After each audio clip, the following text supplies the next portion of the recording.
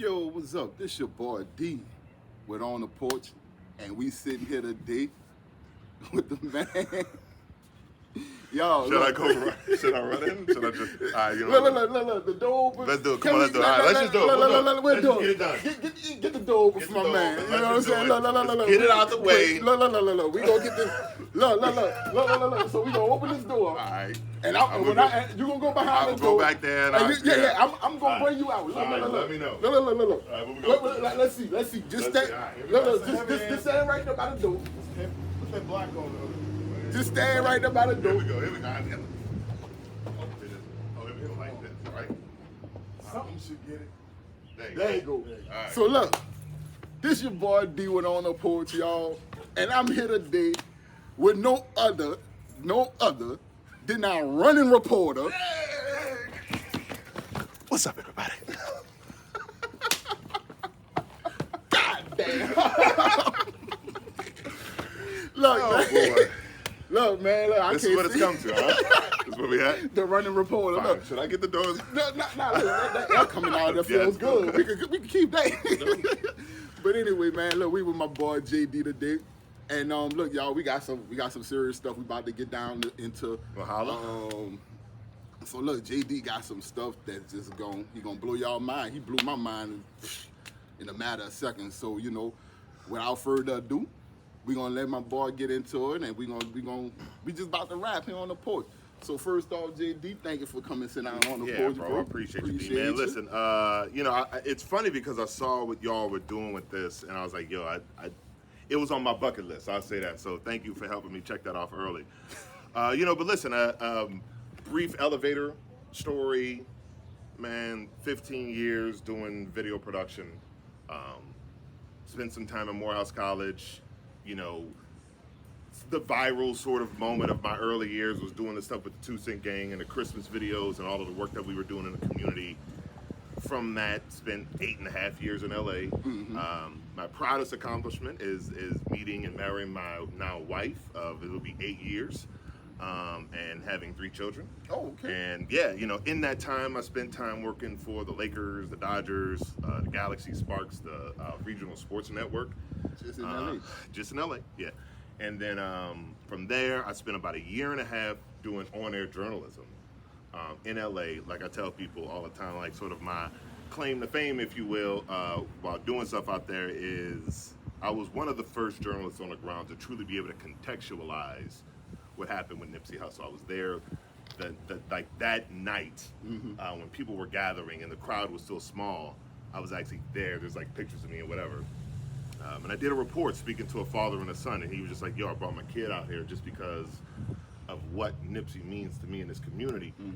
I hadn't really put the pieces together prior to that because, I wasn't really a fan of his music, like talking about, but hearing that, I was like, yo, this is about to be like major. And then it was our network that carried his funeral. So, listen, I was a part of so many impactful things out there, but I started to see the situation my city was in and just having that pull, like, not a knock to anybody, but I wanted to sort of have my journey be in New Orleans, right? Okay. It was important for me that if I was gonna, get on or whatever it is, that it happened here. So that's why I moved back home.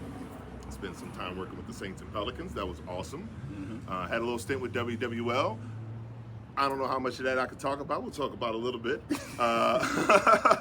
But, it was from that moment is when I left the network, and it was still important to me. Like that same reason why I wanted to move home, it was still important for me to say, yo, like there are stories that need to be told in this community. Okay. That I felt. Right. I mean, personally, I didn't trust anyone else to tell the stories. So I felt a sort of great power, great responsibility type situation. Like, yo, I have all of these skill sets. I have these relationships. I have these connections, resources, sources, or whatever it is. I need to keep going. There's stories that still need to be told. So whether that's the story about the pop-up vendors, Sinedra and Manny and Sober Bar Babe, and so many other people, or whether it's now the story with the smart cities and the mayor, which I'm sure we'll get in more to. I just feel responsible, if you will, to be a voice, not the voice, but just a voice for people to try to help discern this information. So that is the 100th story floor elevator pitch.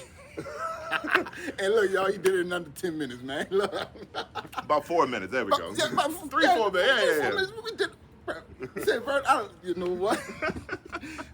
Hey, look, it's fun when you have a guy who can sit down and do your job for you. You know what I'm saying? All you gotta do is just sit there and just be like, all right, let's go. So, No, this is an interesting space for me because I have done thousands of interviews, right, as a journalist, and even not working in journalism, but even even as like doing video production work, I've done thousands of interviews. So like to be on the opposite side of the interview, this is a different space for me. So like I'm trying to be a good interviewer, whatever it is. I don't know. Interviewer. There we go. Whatever he just said. But so look, Jake. So right now we got a lot of things going on in the city. We do. We have a lot going on. We got it from the crime to even what's going on in City Hall. Yep. Like we just mentioned with the smart initiative, The smart cities and everything that's happening with the mayor and the council and the subpoenas and the all of that. And you've been heavy in this, trying to figure out everything that's going on. Yeah. So pretty much, cause we trying to reach the regular local guy in New Orleans, the regular local female in New Orleans. Right. So pretty much give a short, not even short, but just give in layman's terms, something they can understand of what's going on right now with the city council and the mayor, and your opinion on it. So I'm gonna try to take a 10,000 story, whatever, look down at this and try to get into it piece by piece. But at its core, I said this to Jason Williams when I interviewed him. I've said this to Helena Moreno, city council president, and J.P. Brown. I've said it to all of them. I said this very thing. I said, the summer of 2020, George Floyd, the protests, and then the subsequent things that happened January 6, 2021. I think there was a destruction of our faith in institution, and rightfully so, right? I think institution had failed us, right? And so I think as a collective society, decided to say no, and we tore it down. And not, the physical institutions remain, but I think our trust in them and how we rear and revere institutions and their necessity in society, it's eroded. And so what I've told them was, I said, you all have to reform the system, okay? That's your job. My job as a journalist and then community leaders alike, our job is to restore people's faith in institution, right? And so where I see and how that sort of goes into this discussion is, I do think that we have people in our city government levels, both in the administration and working in with the council, that are doing their very best to try to have things be settled in the city. Unfortunately, at least by what I've been able to uncover, it seems as if in conversations that I've had with so many people, and this is not gossip or hearsay, I'm talking about people who work within government, right, who have to deal with the administration on a day-to-day basis. They are saying it's a blockade. It's an information, black hole. There's no communication coming out, and there's no communication that is allowed to permeate in.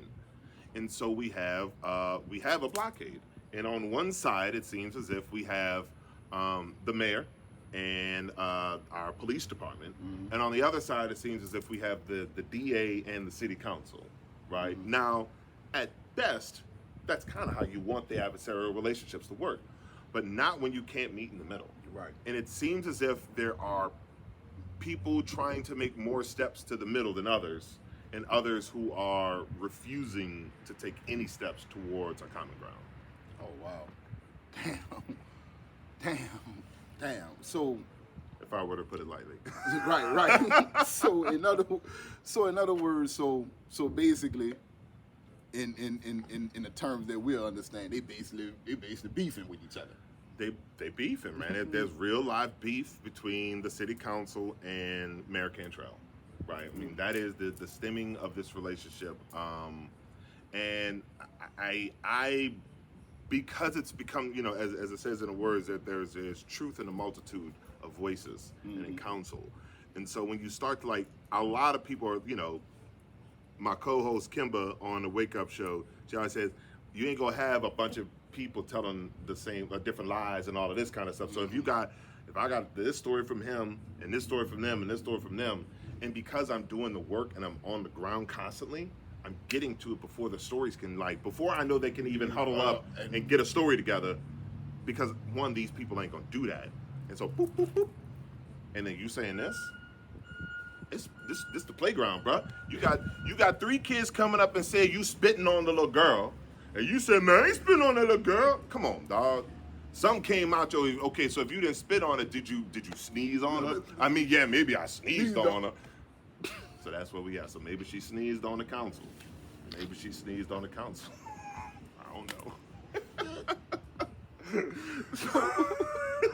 So okay, so we're gonna back this up. Right. We're gonna back this up a little bit. Yeah. So a couple weeks ago, almost probably about a month ago, I don't know for sure.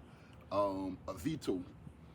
The veto was signed, and to me that seemed like that was the first bullet thrown or the first shots fired almost. No, that was the cannon being fired. Oh, that was the cannon. So there were shots being taken. So let's back this story up. Okay. So in order to really understand what's happening between the council and the mayor, we have to discuss the Smart Cities Plus Wi-Fi program. Okay. Go ahead. Excuse me.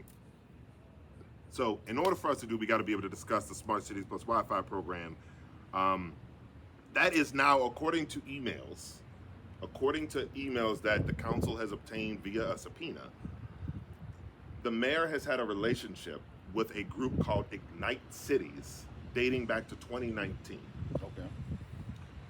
The city council, because Cox Communications saw that a group, Ignite Cities, JLC, which is Magic Johnson, and he's a Magic Johnson partner company, and Qualcomm were awarded a contract.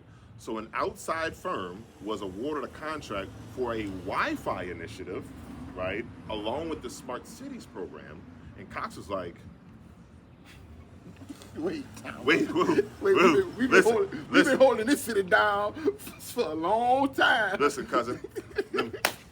Wait, Hold on, playboy. Hold on, playboy. Y'all coming in the wrong. Whoa, hold on, baby. So the Cox, you know what I'm saying? The people from Cox is like, nah. Listen, bro, we've been in this racket. I mean, we've been doing this for a long time, bro. We know one, but we invented the game. What are you talking about? Right. That's where Ray Nagin came from. We invented this game, dog. We held down New Orleans for a long time. This is our block. You heard me? Go over there. Go over there. You go over there. Don't come around there with all that, youngin'. So, you know, that's what happened. Right. And so you have the mayor's head of utility, which is Jonathan Rhodes. Okay. Someone who works in the administration IT department, Christopher Wolf, right? These two gentlemen started a company called Verge Media back in 2020. They registered in Delaware. The reason they register in Delaware is because you don't have to reveal who's on the board. You register a business in Delaware. So they've been trafficking Verge Internet. You can look it up. You can go look up Verge Internet in Los Angeles, and you can see all the great stuff they're doing out there together, San Diego specifically.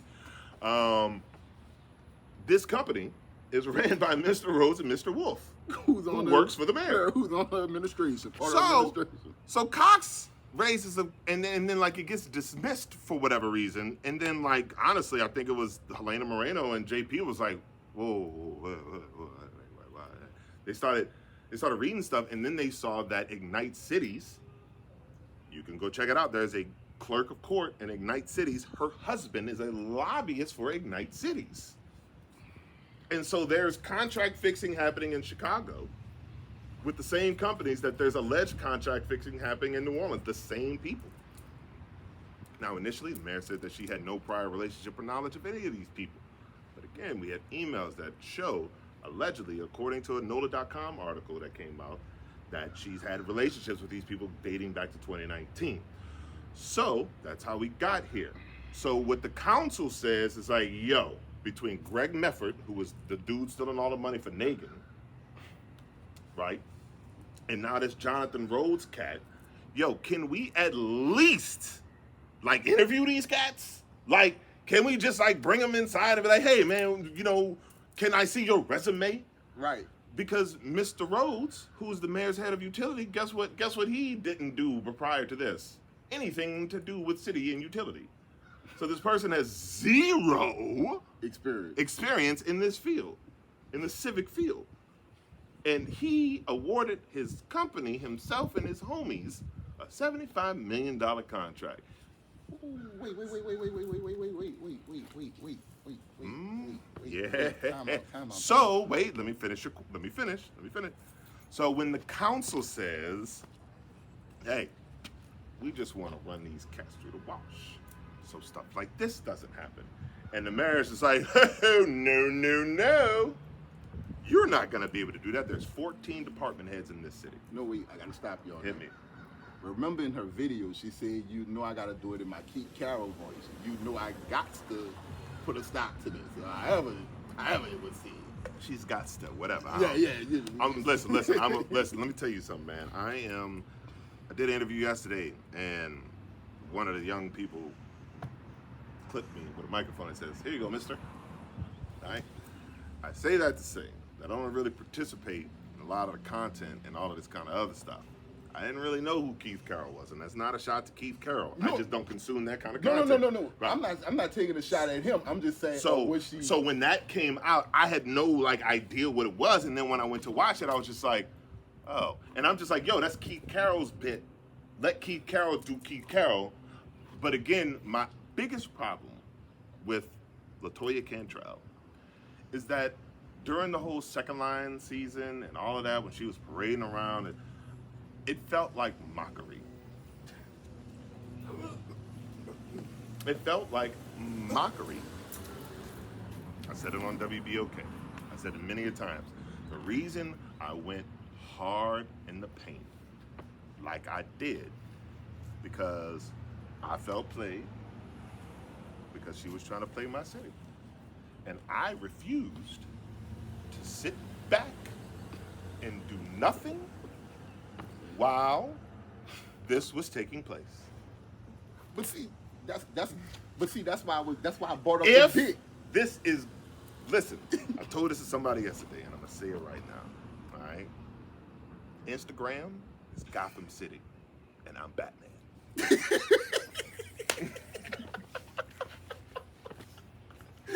Come on, let's go.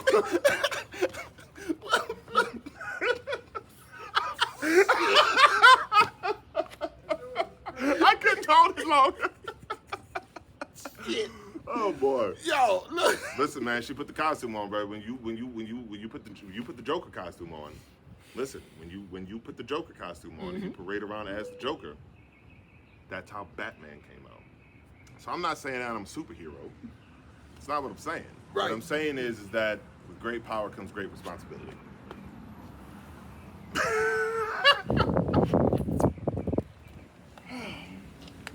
But no, listen, man, we're in an information war, bro. Like, honestly, I think that let's keep it 100. Right. No, I'm just sitting there. Right. I'm sitting. Yeah, I feel you. I'm just saying. You know, when you're sitting on the porch. Remember when Yeah, you sitting we on the porch porch. We just Joseph, dog. That's what I'm about to tell you. This is not even here. Listen. No. I'm saying. Remember when you sitting on the porch and somebody hit you so hard like that, you just start doing stuff like this and like just looking down the street like, Listen, man, what? bro.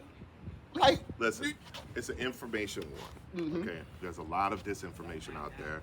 The White House even has a Department of Disinformation. Like, this is a serious thing. You saw what Russia was trying to do, and you saw the importance of our president and many other national and the UN and everybody saying, listen, this is disinformation. Our election was at risk because of Russian disinformation. Like, our democracy is at risk because of the stuff that we see on Instagram and this, because they know that's the new Word Up magazine. That's the new source, right? Whoever's popping on Instagram, right? And so what I found out was that the Cantrell administration, right, and we've smoothed things out since then, but she had a group of people who had co-opted, if you will, TD. Okay? They co-opted TD. Now, time for a little history lesson, right? You ready? Here's TD history 101. So, do we remember where TD came from? Do you remember when it? Do you remember when it came?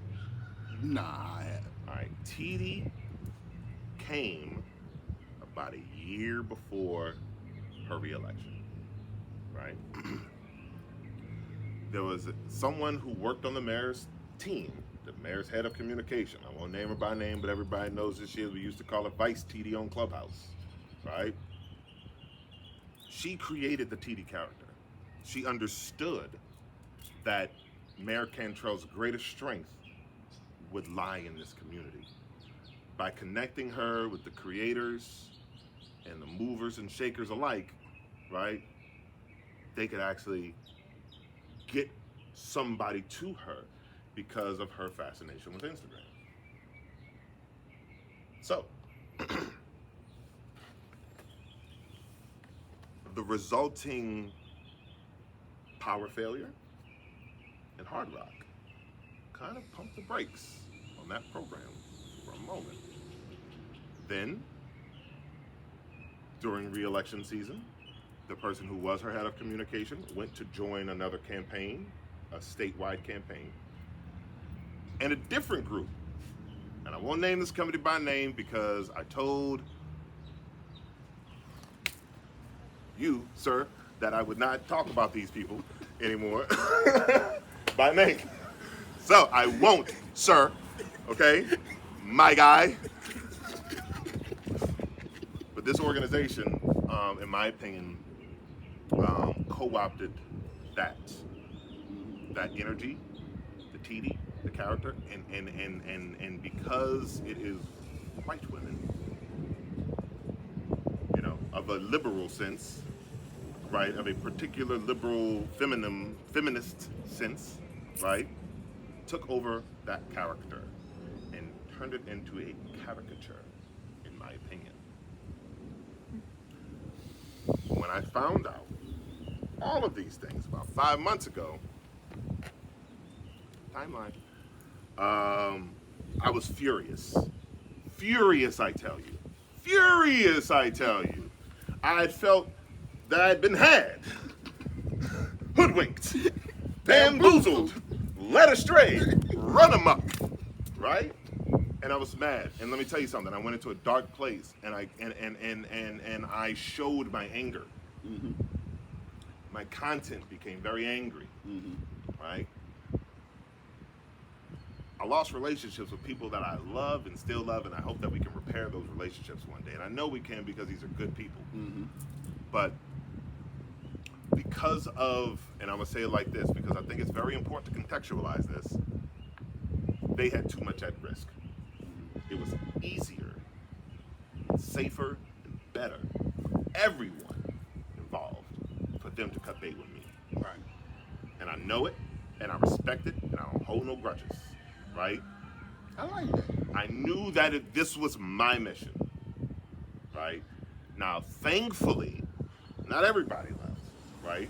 And you know, there's people who don't have those problems that some of those other folks have. Not problems, or circumstances, if you will, that some of those other folks have. And they are the ones who have been there and listened to me bitch, moan, and complain about respectability politics and and stuff like, and identity politics, and like they've let and they're like yeah, whatever. Like thankful those people were there, right? And then like WBOK happened out of nowhere. Like it just happened out of nowhere. It was supposed to be one day. I was literally supposed to just come in there for one day, just kind of so I could be interviewed, because it's like, you know, I was popping off, and Reagan knows me, and she's like, she knows that like I'm not that kind of guy. So she invited me on. I think I had done the sober bar babe story, and everybody's like, oh, he's fine again, like he's back. Like, he had upbeat music in his story, like, oh, he's back. I'm just like, guys, y'all are crazy, right? So you know, I was like, I accepted the invitation. And I, other than one day, which was the day after the Uvalde shooting, I haven't not been there since. And we're building something amazing there. And what that did was it gave me an opportunity to just get it off my chest. And when the response wasn't, you know, like grab your torch and pitchforks, like when that wasn't the response, I was like, oh, well, snap, like we might have something here, right? Right. And then I was just like, I cool. Like, you know, I had done something funny. I forget what thing it was. I had started making some other like reels or whatever it is, and like some of it was like national politics or whatever it is. And people were like, oh, I like this kind of stuff. And then like during the Uvalde shooting, I was doing a lot of resourcing and creating content in a real space and like really keeping people updated like that day and the next day. Yeah. It was like Because I felt responsible. Right. I felt responsible to get good information out there, right? Good real-time information. Okay. Man. He cool, man. We cool. We haven't talked, dog. It's not, no. So anyway. So listen. So then I did the Sober Bar Babe story, and I was doing the stuff on WBOK. And then the thing with the spinouts, with the you know with the takeovers happened, and I was just like, it was one of the whole running thing. Okay, it was like, and any creator knows this, right? So if you're a creator out there, you know that like you got a big board and like, okay, I'm gonna try this, I'm gonna try that, right? And it was just on the list, like, hey, one day why don't you just like run into the camera on some like, hey, I need to tell you a secret, like if he was on a schoolyard, right? Like that was like the idea. Yeah. But for me as a journalist, especially as a TV journalist, one thing that had been like bothering me, like was just like eating me alive, was just like, why aren't more journalists utilizing this platform? Like Reels, like they're gonna pump the algorithm, like yo, like, but you gotta realize like Reels and TikTok, both of them, you gotta make platform specific content to that medium. And it's zombie scrolling. So shout out to Kev on stage, actually. He has been dropping like these like tips for creators, and he had like mentioned a few things like, yo, you should try this, right? And I just tried it. I was like, all right, let me just try some of these things, and I was just like, man, this ain't gonna work. And I needed, because with journalism, you always want to have like an establishing shot. And so I knew, I was like, okay, I got 2 or 3 things going for me here. As soon as people see the healing center in the background, they're gonna know exactly what this is. And then the thing that I spot out, like, man, I know y'all saw that, right? It was just one of those, just like, it felt natural. And literally, it was one take. I did it in one take. I was like, this felt so good. Right. And then I just pulled it, and I was just like, hey, you know. And, like, and it took off from there. and then it took off from there, man. And I have to say this. I don't know when this is gonna drop, but probably by the time it drops, I'm actually breaking news. I've never said this out loud in public, but I'm actually gonna launch a Patreon for people to be able to subscribe and support, because I didn't want to do that unless I actually felt good about delivering something of value. Right. And so between the running reporter stuff, and then now the live commentary of the city council, and still the storytelling that I want to do, and all of that kind of stuff, I feel like I have a product that I'm proud of, that I can offer people that, you know, they're gonna dig. Man, look, say, bro, dude, I like it. Me personally, I like it. Thank you. It keeps me informed of everything that's going on in the city, especially with the fact that the way I see this show as a show as trying to highlight the good things, the good people that the good stuff people are doing in the city, because the city is always known for drinking, Bourbon Street. You know what I'm saying? Partying. That's what we known for. You come to New Orleans, do whatever the hell you want to do. Yeah. And we don't. And it's somewhere in the middle, the things that people are doing in the city, that's doing something for the community, it get lost. Well, look, I think that we got to think about it even more practically, right? And so, like, I think what we saw in the birth of the black middle class came directly from the Treme, the Claiborne, you know, like just the wealth that was able to be gained, and like there was a generational wealth handoff that actually took place, and that's like most of our parents, right? Because our grandparents were the ones who were thriving in that community, passing down money, doing all of those kinds of things. I told this to Oliver Thomas, I really tell it to anybody who will listen, I don't have the money to do it. But the idea that I had, and because you mentioned the French Quarter, right? The idea that I had was like, yo, why don't you just take the plaza, right? And you make it a small business center, and you 3D print the quarter right out there, and people can live on top of their shops. And now all of these small businesses that are out here, they have somewhere to grow and thrive. until we recreate an economic engine that is ours, it's gonna be this, because it's like we're all fighting over portions of a dollar in this city because we don't own nothing, we don't trademark nothing, we don't want to thrive to become anything. But again, I think that's, we talked about it, generational trauma. And so again, that goes back to restoring people's faith in the system. Because why should anybody give a damn if they still, like, if I'm fighting, if there's a dollar and I'm fighting, and we fighting over a quarter, right? And then what happens? Woody from up the block, he gonna come take your piece of the quarter. So now we fighting each other over a piece of a quarter. Knowing that there's 75 cents out there, that if we band together, they can fight over the quarter, literally.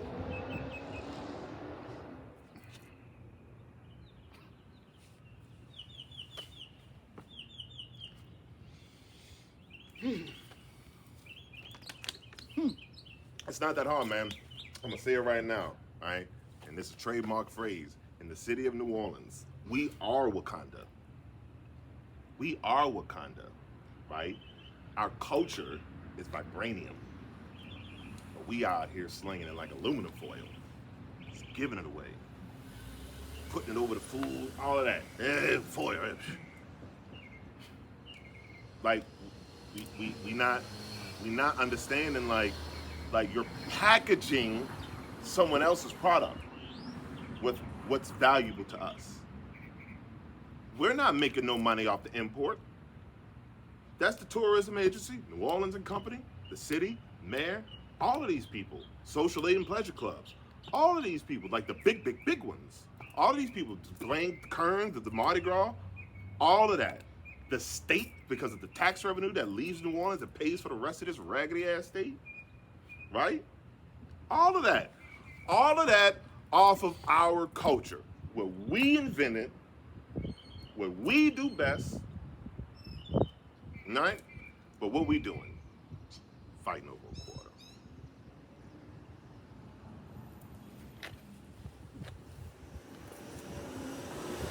Thank God for technology. Thank God for technology, right? Because this was birthed out of what we had in Clubhouse, right? It was like a 3-month thing, and it was beautiful. It was the most beautiful thing. Chase, B Mike, you know, the whole Red Beam Monday crew, Heather, everybody, Kev, myself, everybody, Nikki, like, we had something. And I think we were so close to achieving something that I still think is possible. I started a business during that, and it's just still sitting there. It's called the New Orleans Culture Coalition.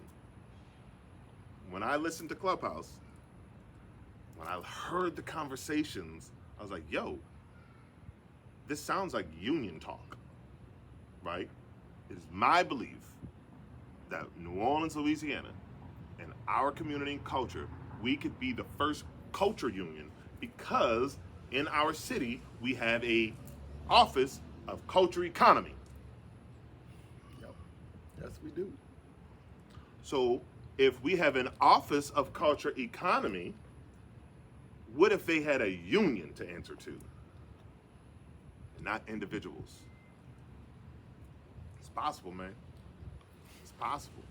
We have the collective goods, like we are the goods and services. Like Yes, we are. We can pull up We are. literally anywhere. We are. We the most entertaining people, in my opinion, collectively walking this earth. Yes. From the second line band to the Indians. That's just a sample. And you can't get it anywhere else. Nope. Nope. So if we can say, everybody, we're not gonna undercut each other, right? Elders, we revere you, but it is our time to lead. And then let the people set a price. So for instance, you're a second line band, right? Say you're a second line band, and you tired of being booked for $500, and you got to pay the Indian. So everybody making like $75, right? Right? So what if you could just say, nah, man, it's $500 each. And if they don't pay it, you can't get it. You can't get nobody else. Why? Because guess what we can do? We can literally set up an organizational structure. Seriously, people. We could set up an organizational structure where if enough of us join together, set a price, we could start negotiating for healthcare. Right? We could start negotiating collective bargaining for healthcare, for the elderly and everyone in our community. Collective bargaining on making sure that when the feathers and the plumes and all of that, it comes through here. We got people to do that. Instruments. Nobody, unless they want to for aesthetic reasons, is playing a tambourine with a screwdriver. Because we have stacked to the ceiling instruments. Because we have corporate partnerships now with Steinbrenners and all of these other people, right? Siemens, whatever it is, right? We can do this. You see your man up there in Amazon. When Amazon, right, they unionize. Right now, the Xbox, Microsoft bought Call of Duty, the franchise. The Call of Duty workers inside of Microsoft have unionized. The unions are gone in this country. And the power of the people is gone with it. Collective bargaining, okay? When the players want to get stuff done, right? When the players go on strike, what is it? It's the CBA, the collective bargaining agreement. Because the players know, especially in the NBA, good luck. Good luck finding another John Morant who can do that. Good luck. Right? And so what we need we need two things. Everybody in the middle is going to get along fine. But here's what we need, right? We need the people who have the relationships with the music unions, the film unions, all of that kind of stuff. We need those folks. And your mans in them, you know what I'm saying? All of that, your man, brown man from around the way, you know what I'm saying? Whoa, to get on the same page. You gotta get those folks on the same page, seriously. Because that's how the CBA gets done. No. I know. I know you gotta get those folks on the same page. But my man's in them, sometimes they don't want to be on the same page for some unknown reason. This is how you do it, right? Because again, this is how you restore people's faith in the system. There's since I've been doing the work that I've been doing, many a white nonprofit have jumped in my DMs, nonprofits in New Orleans, right? Nonprofit organizations, the 501c3s, all of these people, many of them have jumped into my DMs about wanting to work with me and wanting to do stuff in the community and using me as a conduit to do these kinds of things, right? And putting me in a position where I was going to be the one uplifted, right? Mm-hmm. And, for being like a culture video or whatever it is, I don't want that. I said, here's how it's gonna work, okay? Unless I can go with a bag with your name on it, nobody's gonna talk to me. Period. Okay? So, I can't wait. I'm actually working with a fine organization, Committee for a Better New Orleans. I can't wait to do some work with them. Because, hey, you got a bag for them?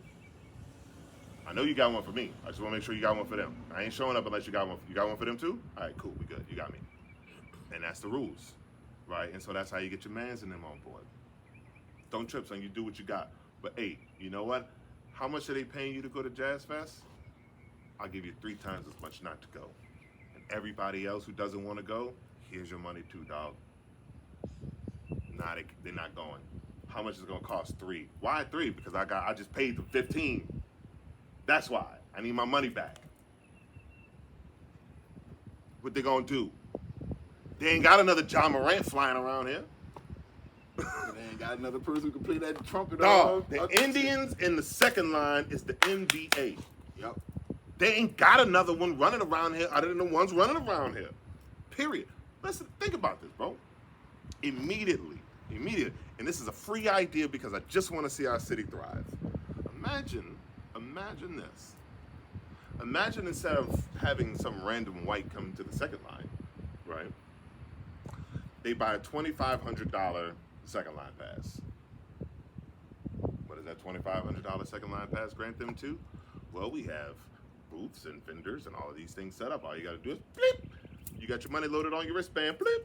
So now instead of people running around with cash, they're running around with iPads, just bleeping everybody, and they're already paid. You see, you're already paid because they bought it in advance. So now the vendors don't even have to spend any money. And guess what? They're about to pay you again. Hey, they're gonna tip you. So instead of running around here selling towels for $2, you just sold a towel for $20 because they paid for it already. Because that's how much we told them it was gonna cost to get an authentic second line towel. Who gonna stop you? Who gonna stop it? And they're gonna come down here with all of their white and happiness and have a grand old time. And guess what? For extra $2 we can get you your own photographer.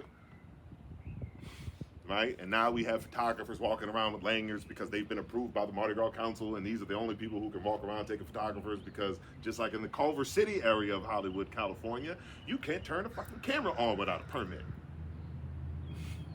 Okay, so again, now we're charging, now we got the photographers, right?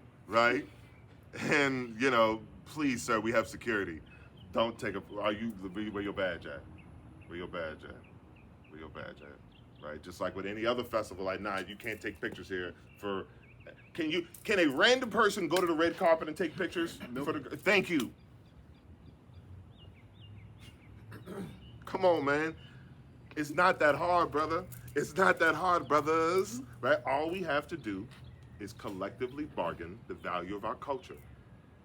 But it's going to take all of us coming to the table and deciding the value. And guess what? We can say whatever the value is because it's ours. Where you go? Because there's not another one. And guess what? You know what? There are other ones, but we have the factory. We're making them too. So we got the supply. You got the demand. We the factory. God damn, boy. Okay? You can call it red dog shit. This is the name brand, okay? This is the name brand. New Orleans culture is the name brand. You ain't lying. We got the factory. This is the factory. They don't make them nowhere else.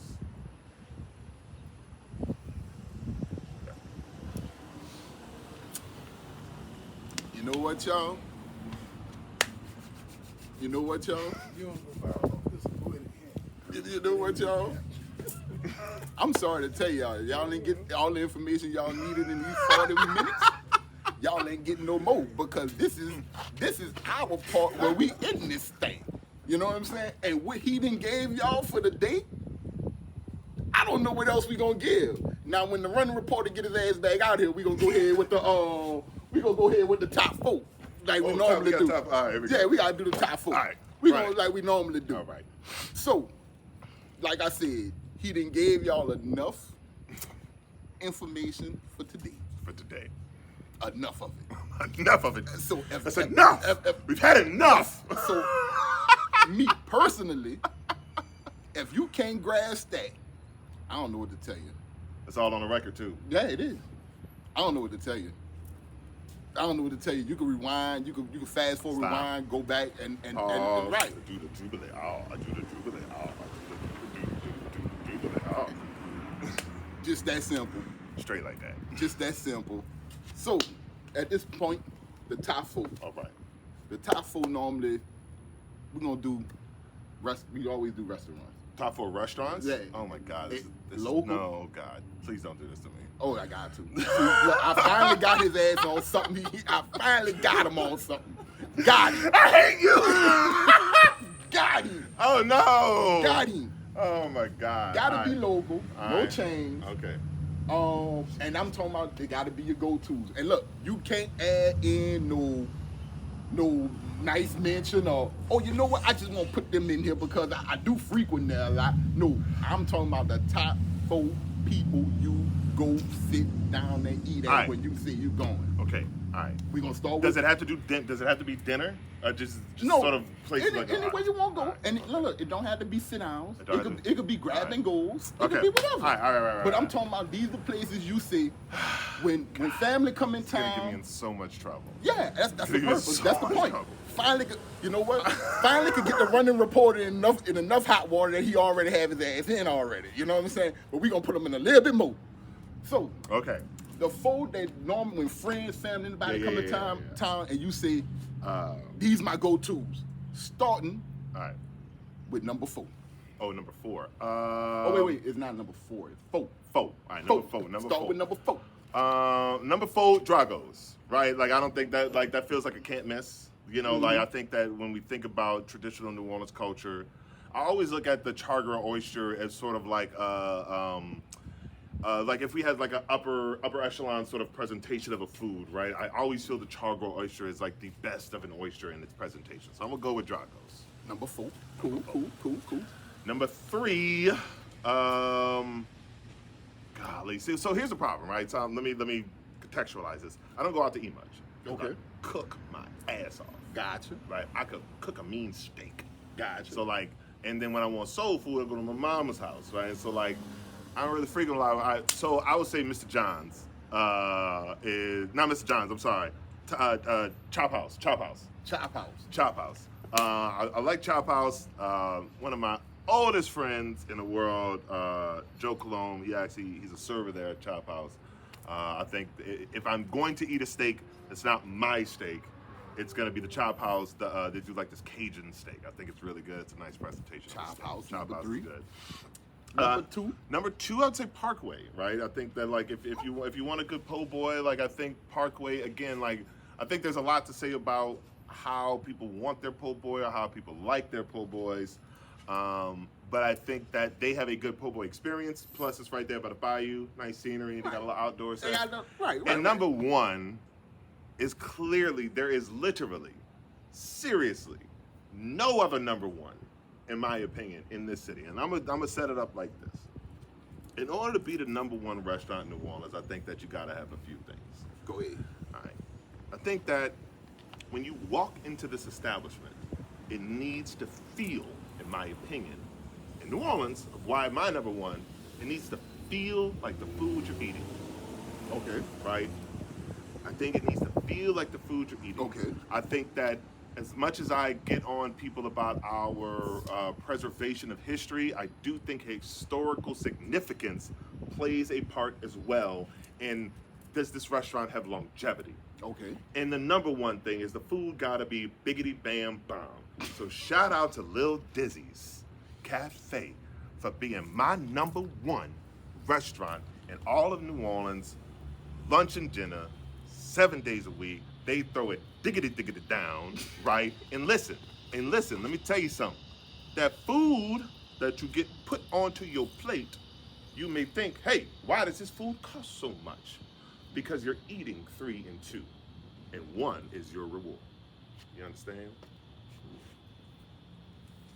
That's why the food costs so much, and you better pay and you better tip, right? Because we almost lost Lil Dizzy's. We almost lost them. It was this close. But shout out to the folks who stepped in, did what they had to do, and I think that place should have a line around the corner every day. So that's my number 1. Y'all heard it. Top 4 restaurants in the city by my boy JD. Y'all heard it. Number 4, Dragos. Number 3, Chop House. Number 2, Parkway. Number 1, Get dizzy with Lil Dizzy's. one and only Lil Dizzy. Y'all know where they at on Esplanade.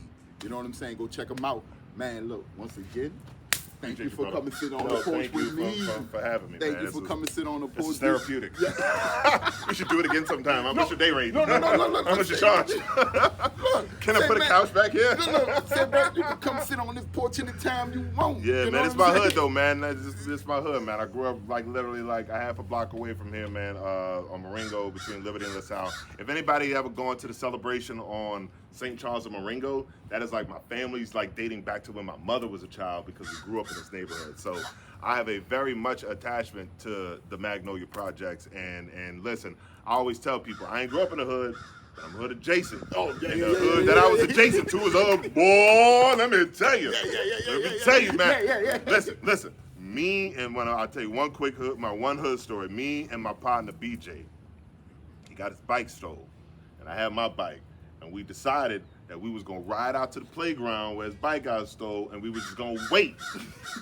Right? They never came, and his daddy had to come into the mag to get his bike back. But I was like, nah, bro. Like that was the moment I was just like, nah, dog. Like I'm about to ride for my dog, bro. Like, and it was just like it's right up the street from the Magnolia, bro. It's just like we wild, dog. So if anybody ever wanted to know why I'm wild, bro, I'm truly a wild Magnolia. You know what I'm saying? I'm a wild boy. You know what I'm saying? We a wild breed uptown, dog. Uptown where it go down, bro. Look, Dawes bro. Broussard, shout out. Yeah. 2316 Marengo Street, dog. You know what I'm saying? Right across the street from Crockett. We used to jump the fence to play flag football, dog. Like straight up flying kites and everything, dog. Same, Little bro. water running around, my little light skin self. Like, man, who is this dude? Say, bro, y'all know I love Uptown, because I'm from Uptown, born and raised, so it's always good to sit down with a brother from Uptown, man. Because we all got the same stories, just about, you know what I'm saying? One way or another, bro. He said, I heard the same. Same gunshot.